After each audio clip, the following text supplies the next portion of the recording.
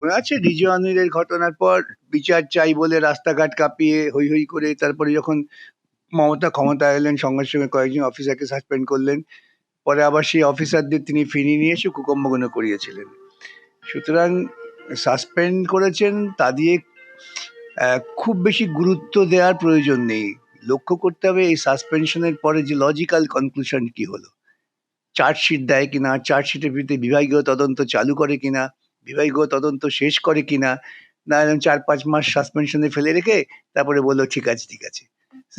এই দিয়ে বিচার কিছু হয় না, এগুলো চটক বলেই আমার মনে হচ্ছে। স্যার এই যে একের পর এক সাসপেন্ড করছে এবং যে সমস্ত পদক্ষেপ নিচ্ছে নতুন সরকার আসার পর থেকে, সেগুলো তো মানুষজন ভালোভাবেই দেখছে। কি পদক্ষেপ নিয়েছেন যেটাকে মানুষ ভালোভাবে দেখবেন? সবাই বলছেন অভয় না, কেস রিওপেন হবে। মানুষকে ভালোভাবে দেখাবার চেষ্টা করছে আবার মিডিয়া। অভয় কেস কি ট্রায়াল হয়ে গিয়েছে, তদন্ত করেছে সিবিআই হাইকোর্টের অর্ডারে। এগুলো তো মাথায় রাখতে হবে। সিবিআই যে সমস্ত তথ্য পেয়েছেন তার ভিত্তিতে ট্রায়াল হয়েছে, আর সিবিআই এখনো তথ্য লোপাটের তদন্ত শেষ করতে পারেননি। এগুলো যদি আমরা খুব বিশ্লেষণ করে অভ্যন্তরে ঢুকি না, তখন আসল সত্যটা বেরোবে। এইসব করে হাততালিতে পাওয়া যায়, তাই না?